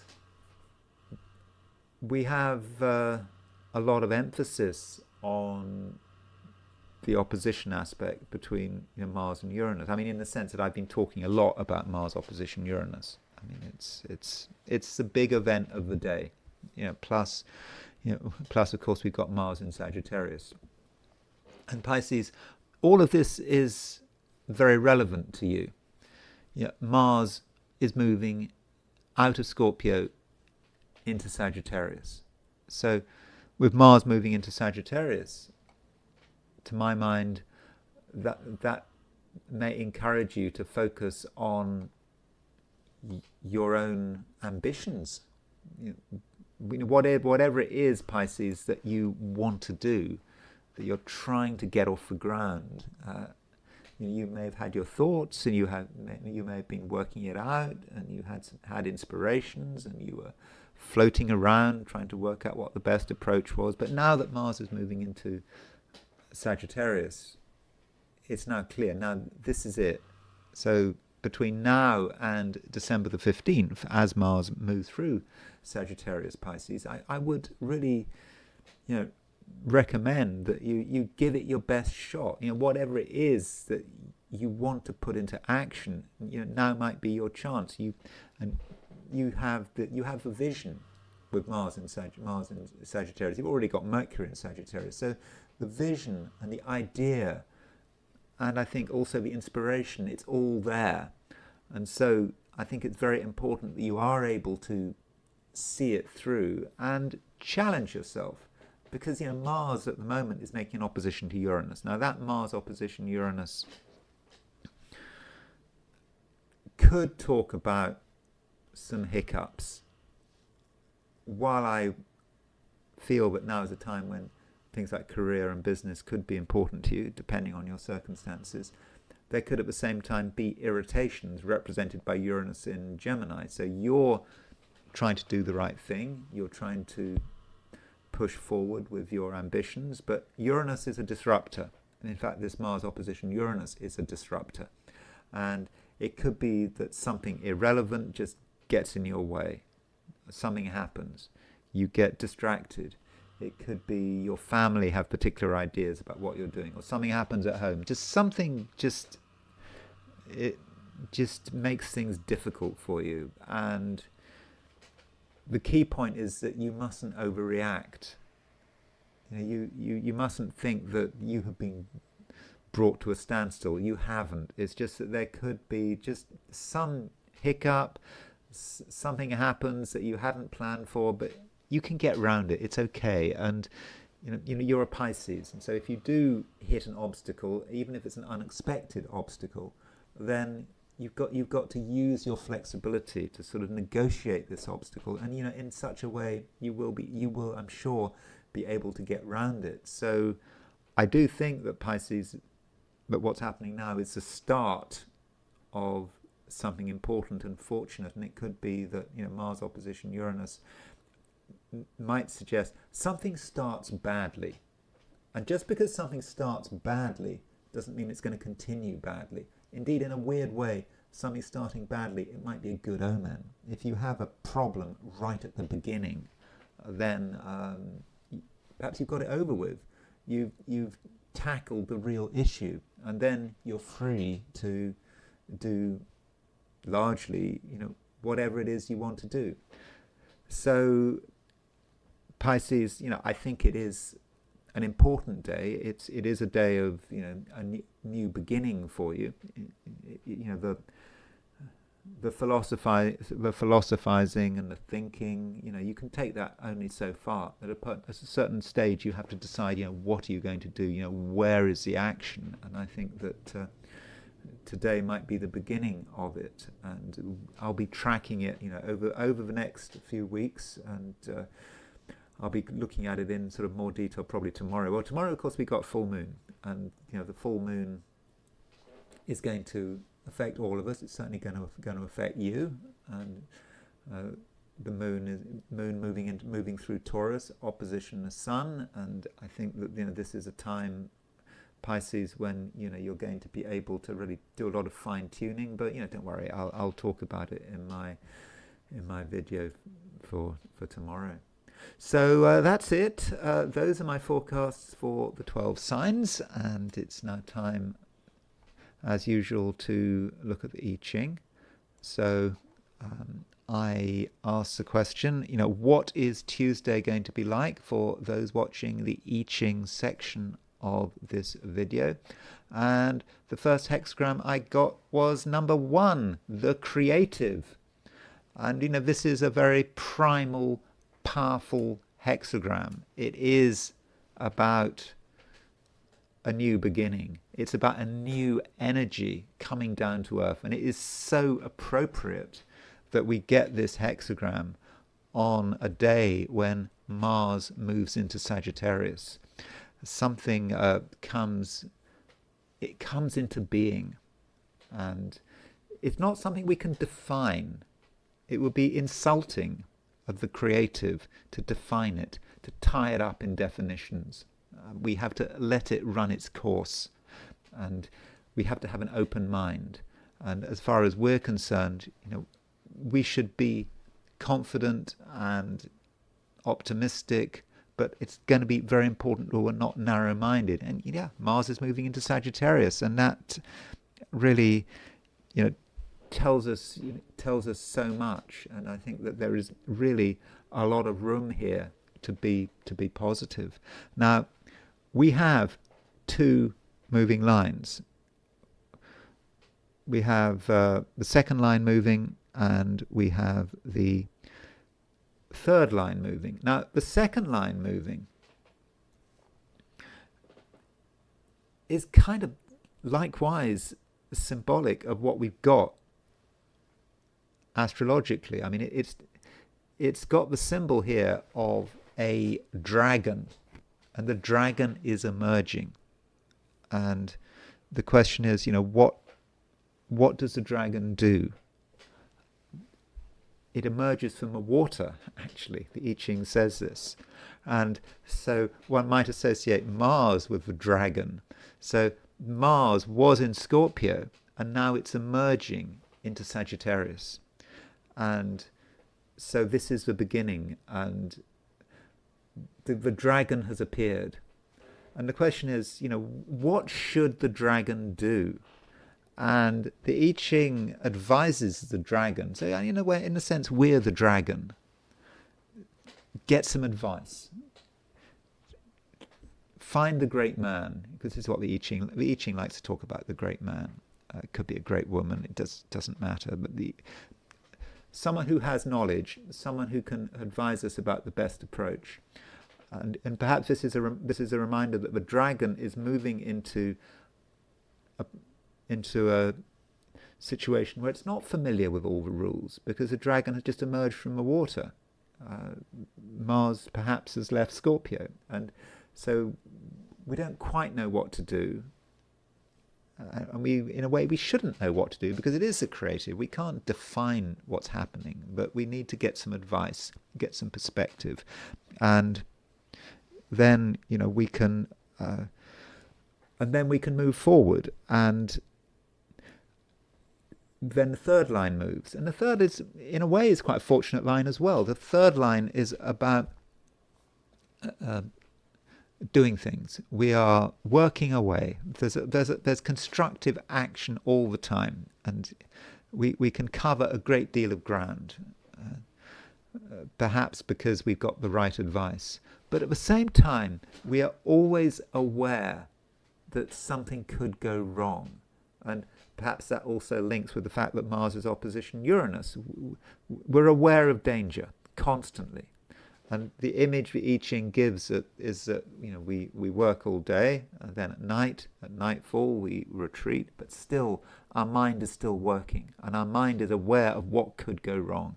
And it's because of that lack of complacency that we're okay. So what if something does go wrong? If we do run into danger, we're prepared, and it'll be fine. And this hexagram, the creative, it does shift, and it shifts to hexagram number 25, which is innocence, which is the unexpected. We don't quite know what's going to happen, and we shouldn't anticipate that. And this is perhaps in keeping with this hexagram, the creative, because the creative is about a new cycle, it's a new chapter, but we don't have any preconceptions about how the creative is going to work. And so with innocence, we've got to be open to all sorts of possibilities. And if we try to think too much about what might happen, if we try to second guess the universe, then we might be disappointed. So we've got to be open to something happening that we maybe hadn't planned for it. Well, we planned in terms of danger. We're aware of danger. We're aware of something that could go wrong. But I don't think with innocence and the idea of something happening unexpected, I don't think we need to be worried too much about something unexpected happening in a bad way, although we shouldn't forget that Mars is opposition Uranus. I think Mars opposition Uranus, I Ching aside, can indicate that things could perhaps go wrong, something unexpected. But if we're properly prepared, we will be fine. So if we take a mature approach, then I think this hexagram indicates that it really should be quite a powerful day, and quite a fortunate day as well. And finally, I want to turn back to the astrology, and Mars is moving into Sagittarius. That is true. Mars is also making an opposition to Uranus. And so the question is, do I spend a lot of time thinking about Mars in Sagittarius, or do I worry about Mars opposition Uranus? I think that the Mars opposition Uranus is the thing that we really need to look at. And so here is Mars opposition Uranus. Here it is. Here's the precise moment it happens. I make it at 5:30 London time.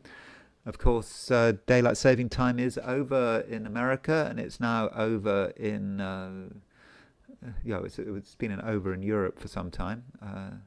It's now over in America. I'm not a fan of daylight saving time, by the way. I think we shouldn't have it. The key point is, as far as possible, is the sun should be right above us at noon. I mean, that's how we should run it. I mean, that is the natural way. So there is something rather just weird and distorted about daylight saving time. But anyway, that doesn't matter.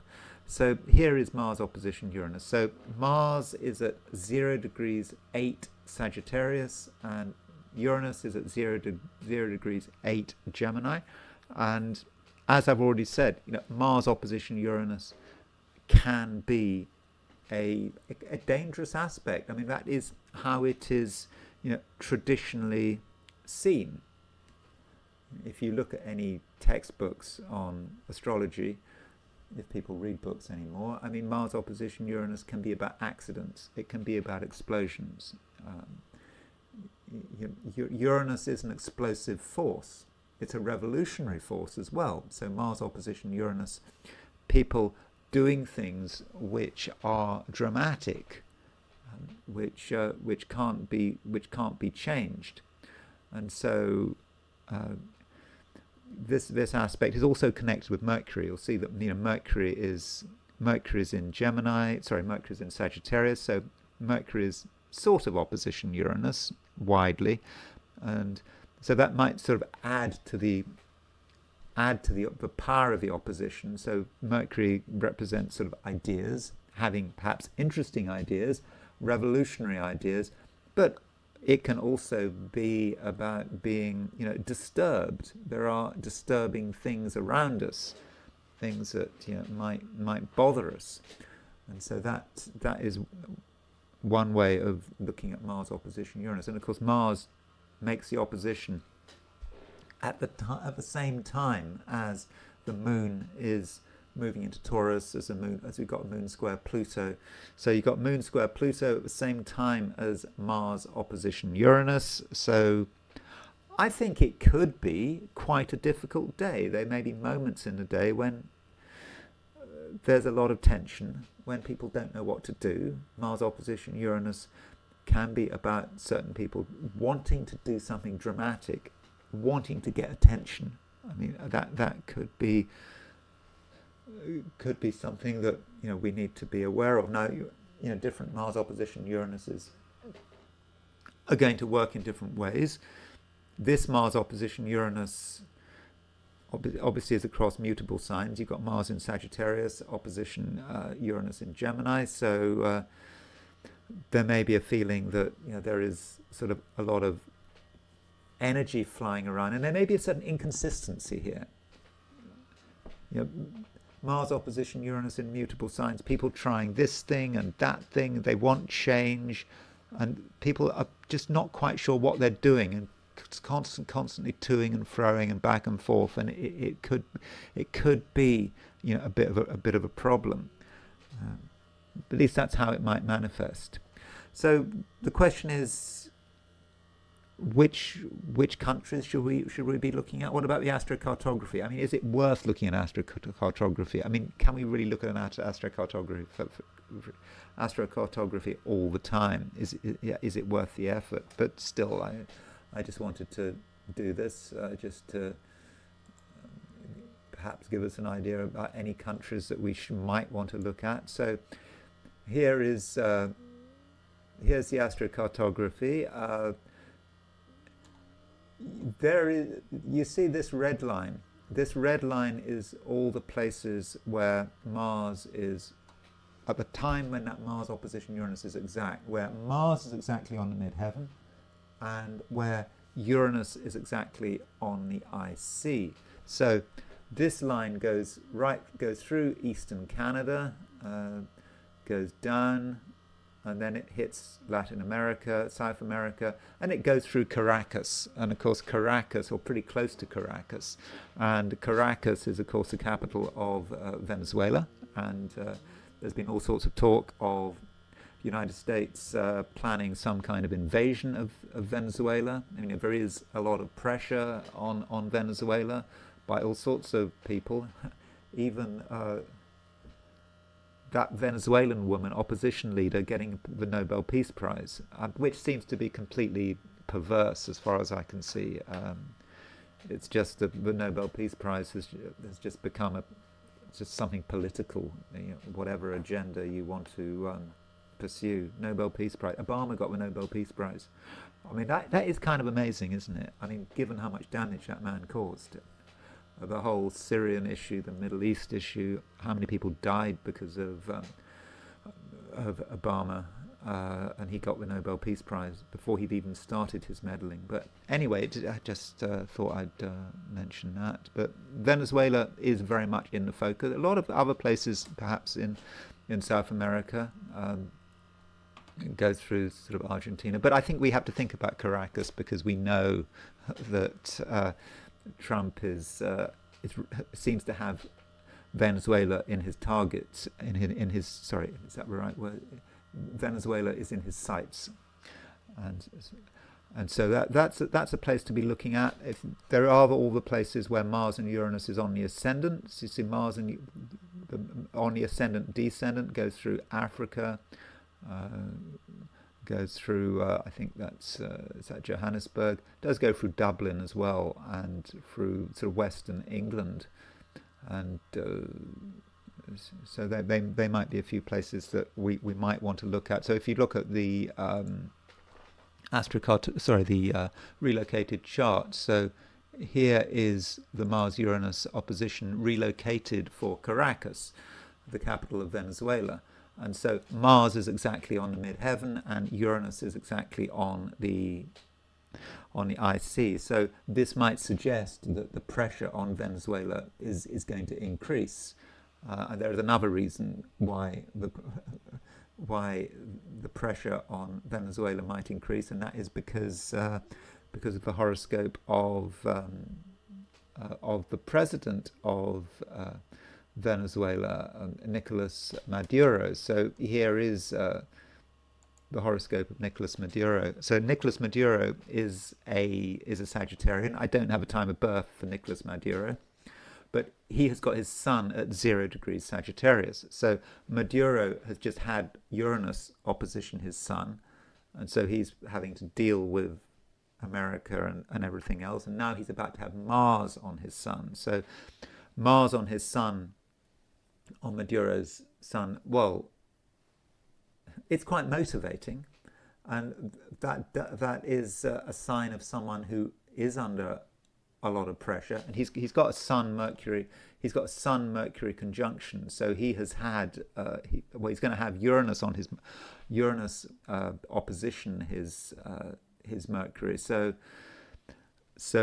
Mars has been really messing with him recently. And if you look at Maduro, Maduro has a Jupiter-Uranus opposition in his chart with Sun on a T, and Mars is going to be triggering all of this. So, over the next week, I mean, he may have his work cut out to him. I don't know what America's plans are. I don't know.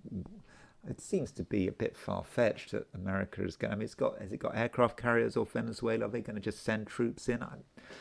I don't know if that's going to work. It doesn't usually happen like that. Of course, they're going to try to use their proxies on the ground, whether they're Colombian mercenaries and so forth. But clearly, America has plans for Venezuela. And Nicolas Maduro's chart, his sun Jupiter Uranus T square is activated by it. And he's going to have Mars hitting that, and he's already had Uranus on it. So that's somewhere to look at. And then there is Ireland. I mean, I always mention Ireland. I don't know what's happening in Ireland, really. Ireland just seems to be a country that's rather uncomfortable with itself, like everywhere else. I know it's got a new president, but it's got 13% of the ballots were, I think, spoilt. And so if you set the Mars opposition Uranus for Dublin, you've got Uranus on the ascendant, you've got Mars on the descendant, and you've got Pluto on the midheaven, and you've got Jupiter on the IC. So it's just more of the same probably with Dublin, and sort of more strife and perhaps more civil protest. Now, aside from the sort of astrocartography, I mean, there are a couple of other places that may be influenced by this Mars-Uranus opposition. Well, we've got Starmer's leadership. This is when when Keir Starmer became Prime Minister. No, sorry, but it was when he became leader of the Labour Party. So it's more talking about his leadership. And this Mars-Uranus opposition is, you've got Uranus has been on his Venus, on the Venus of the leadership Venus for some time, and that seems to indicate perhaps issues he's had with women. I mean, for example, Angela Rayner, who was the deputy prime minister, she had to go because of some what was it? She didn't declare tax sufficient. She didn't pay enough tax, so on what was it? On her stamp duty. That was it. The stamp duty on buying her new property in Brighton, and so then there was a deputy leadership contest, and he had his favourite. They were both women, but his favourite didn't. So the deputy leader, who is elected by the Labour Party, the deputy leader of the Labour Party, can't be removed by Starmer. It can only be removed by the Labour Party, and so by the membership of the Labour Party. And so perhaps this Mars-Uranus opposition, does set issues with women. And there's another woman he's got to worry about, and that is the Chancellor, Rachel Reeves. And so Rachel Reeves, she is just being criticised left, right and centre. She's considered to be hopeless. She's got a budget coming up. She's not going to be able to balance the books. And so his leadership, particularly the female aspects of his leadership, could be really under a lot of pressure over the next week with this Mars-Uranus opposition. And then looking at other places, Ukraine. Just a reminder, Ukraine has its sun at 0 degrees 56 Virgo. So this Mars-Uranus opposition is hitting Ukraine's sun. And, Ukraine has already had Uranus square its sun. And Mars is going to be squaring its sun over the next couple of days. So this might indicate more defeats on the battlefield. We know that these key places like Pokrovsk and Kupiansk are on the verge of falling. I think they're almost sealed off, and so that might indicate the pressure that Ukraine is under from a military perspective. And then you have to think about Zelensky, and so here's Zelensky's chart. So Zelensky is affected by it because Zelensky has his Mars at 0 degrees 15 Leo. So this means that he's got Uranus sextile his Mars, and he's got Mars trine his Mars. So this Mars-Uranus opposition is hitting his Mars, but by sextile trine. Now, you might say that is fortunate. Now, how is Zelensky going to respond to this? Well, Zelensky might respond to this by coming up with some new operation. He might have some new idea. And we already had that, there was a failed helicopter assault near Pokrovsk, which it was a complete disaster, and I think they lost... I don't know, maybe 11 soldiers were killed, and I don't know, maybe a helicopter was shot down. It didn't work out. And so, but Zelensky might be tempted to do something else with Uranus sextile his sun. Right now, as Mars trines his sun, what's he going to be doing? How's he going to be responding to it? And I think that in some way he is going to want to respond. And then I just wanted to finish by looking at a few events that took place when Mars was opposition Uranus, or people as well. I mean, people who've got Mars-Uranus oppositions in their charts. Well, I'll start with the events. So for example, the Phong Ni massacre in Vietnam. So this happened pretty close to the My Lai massacre. And of course, there were things going on in Vietnam all the time. So you might say, well, is this massacre so special? I mean, is a massacre special? So the Phong Ni massacre took place when Mars was pretty close to an opposition of Uranus, Mars moving towards Skeet. And the Phong Ni massacre was not conducted by American soldiers, it was conducted by South Koreans. It's often forgotten that South Korea was in Vietnam, and they massacred a load of villagers, and I think they tried to compensate for the massacre by donating a couple of bags of rice to the village. So Mars opposition Uranus, people can be trigger happy and people can be attracted to violence, and it can be very easy for people to resort to violence. And another violent event, an execution, was the execution of Mata Hari. Mata Hari was a spy. She was working for the Germans in the First World War. I think she was an exotic dancer of sort of Dutch Indonesian extraction. And yeah, she was spying for the Germans, and I don't think she was particularly effective as a spy, but nonetheless she was caught by the French and they executed her by firing squad. And at the time of this execution, there was an exact Mars-Uranus opposition. Now, she's just one person, of course. In 1917, people in their thousands were dying all the time. So you could say, well, just one death in the First World War is of no consequence at all. But maybe Mars-Uranus opposition marks out a death which is noteworthy in its own way. People have not forgotten about Mata Hari. People still remember the execution. And you can do things when Mars is opposition Uranus, which can be about your independence. We are going to do this. I mean, I think Mata Hari's execution was somewhat controversial.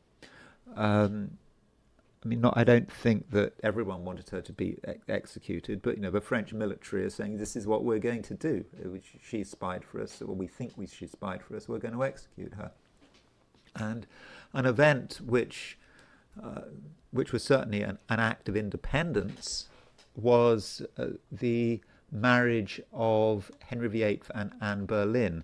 I think it was a private marriage the year before. So it may be in November, but this was the formal marriage of Henry VIII and Anne Boleyn. I don't know whether it really happened at noon, but Mars was opposition Uranus. In fact, Mars was sort of on the Saturn-Uranus midpoint. So that can be the way Mars-Uranus works. It is part of a split. Henry VIII is saying, he divorced his wife, he's going to do what he wants, he's going to marry Anne Boleyn, and he doesn't care. He's breaking off from the Catholic Church in Rome. That doesn't bother him. So, of course, this did end in an execution in the end. I mean, Anne Boleyn, Anne of 1,000 Days, wasn't it? She 1,000 days later, she lost her head, or something like that. So it is also perhaps telling us that you shouldn't get married perhaps when Mars is opposition Saturn and Mars is opposition Uranus. It might have a bad ending, particularly if you're getting married to Henry VIII. Although Henry VIII Anne Boleyn was the first of his wives who he executed, so Anne Boleyn didn't really know how capable he was of executing his wives. I think he only executed 2 of his wives, isn't that right? But she was the first. How does it go? Divorced, beheaded, survived. No, divorced, beheaded, died. Divorced, beheaded, survived. I think it's something like that, isn't it? And then you have a few people who have got Mars opposition Uranus. So everyone's favourite doctor, Anthony Fauci, had Mars opposition Uranus. I'm not giving any opinion about Anthony Fauci. Of course, he became prominent, or some would say notorious, during COVID. And his notoriety is perhaps shown by the fact that he's got Mars opposition Uranus.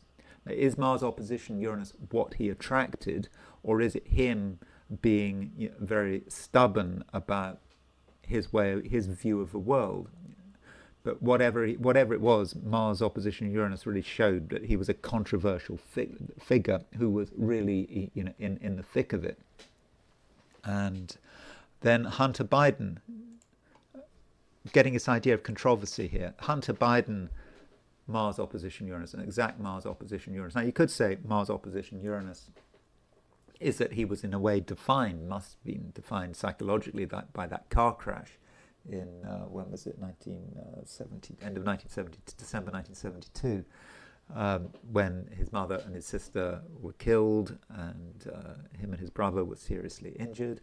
And so that Mars opposition Uranus may say something about that crash, but it may also say something about someone who is in the middle of a scandal, who is highly controversial, and it may or may not be their fault.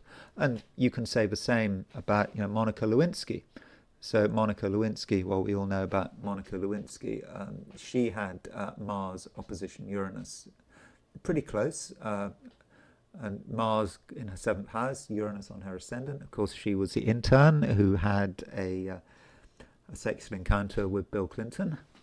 I won't go into the details, but I think that might tell us something about Mars opposition Uranus. If we think about Fauci, Hunter Biden, and Monica Lewinsky, they just became very controversial figures.